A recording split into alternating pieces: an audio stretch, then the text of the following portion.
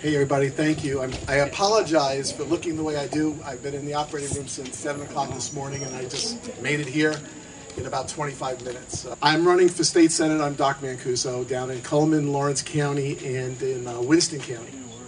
So I just gave a little talk, I think it was like on Labor Day at the Terry reunion. And one of the things that I remember the last time I was there, and last time I was campaigning really, was when Don Siegelman was our governor.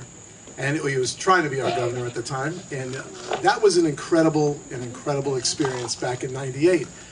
And it brought back some of the memories on the sense that when you listen to the other side, what they're talking about is how historic this administration has been in the last 4 years. This is supposed to be very historic.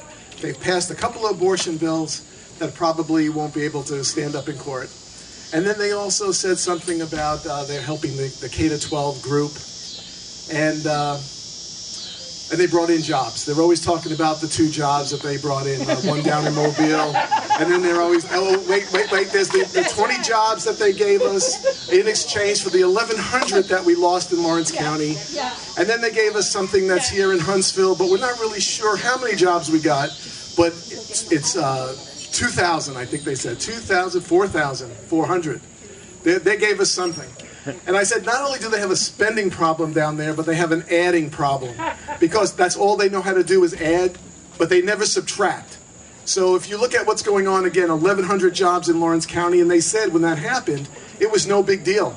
They said it's 1,100 jobs. Well, we all know that 1,100 jobs that we lose basically comes down to about 7,000 to 9,000, because in Lawrence County alone, we have houses that are going foreclosing. We have people that are moving. We have people that do not have any jobs. We have people that they're consolidating the schools. They're shy like over $3 million, possibly more. And the town that I live in Cortland, is at least $500,000. And there's no way they're going to make up that kind of money. You pick up the newspaper in Lawrence County, and I'm sure it's all over Alabama. This is not just like an isolated incident. And then you have to say to yourself, how is this possible? How is this possible that we do not have the numbers and the statistics on our side, and yet people are saying, I'm going to pull that ticket. I'm against Obama. Everybody's running against Obama. He's running for every position. That's right. It's like I said, I'm the only guy who's not running for against Obama. So that really kind of gets me upset. But getting back to what Kay Ivey said regarding what's historic, I'll tell you what's historic.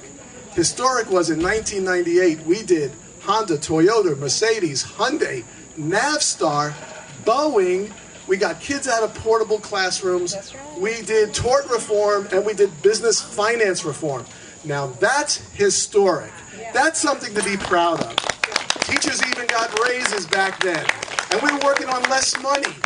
It's like, come on, give me a break. They have money down there. They're just not putting it where it should be put. They're saying, healthcare. Let's go with healthcare. My goodness. Medicaid expansion. How could you not be for Medicaid expansion? If you're a human being, you should be for Medicaid expansion. I'm a physician. This is very important. We're not talking about people that, oh, these are poor people. We're not talking about that. We're talking about people who had a job yesterday, and today they don't have a job. They can be Republicans and Democrats and independents. And they tell you, one side says, well, it's going to create 30,000 jobs, and I have another side that says it's not going to create any jobs at all. And what I can tell you is, I don't care if it creates one job at all, because I can guarantee you that if we take Medicaid expansion, we are not going to lose jobs, because that's what's happening to the hospitals. We've lost 7 hospitals in the last 3 years. We have 22 hospitals that are on the chopping block. I mean, let's be serious. When people come to the emergency room, they have to be treated. Whether they have insurance or they don't have any money, it doesn't make a difference. The hospitals and the doctors and the staff have to absorb the costs. Okay? They don't get to write off anything. They have to absorb the costs. So if you love your hospital and you want to go to your hospital and you like the doctors and the nurses and maybe your daughter works in the lab or in the operating room, you should all be for this. And it's a good humanitarian thing. I mean, that's why we're here on this planet. You know, I always said that as a physician, I treat one person at a time, and that's very difficult for me because I'm always going a whole lot faster. But I found that when I was a state representative, I was able to treat thousands of people. thousands of people with one piece of good legislation. And one of the things that I did was I set up a low-income senior drug prescription program for Limestone County, where all the low-income seniors got free medicine. Now, this was free medicine from the drug companies that gave it to us. And all we had to do was set up a little clinic where it got processed. It was that simple. And then I put a bill in for the whole state. But because I was a freshman, God forbid a freshman who just went down there, they couldn't give credit for that bill. So they killed it. They passed the House, but then they killed it in the Senate. But then at least 4 years, or I think it was like 6 years later, it got passed. So basically that affects everybody. But that's good. Who cares who gets the credit?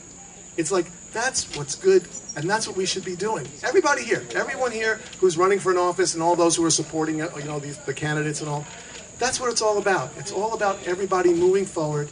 It's about everybody helping one another regardless. That's what it's about. That's why we're here on the planet. So, hey, thanks a lot. I appreciate it.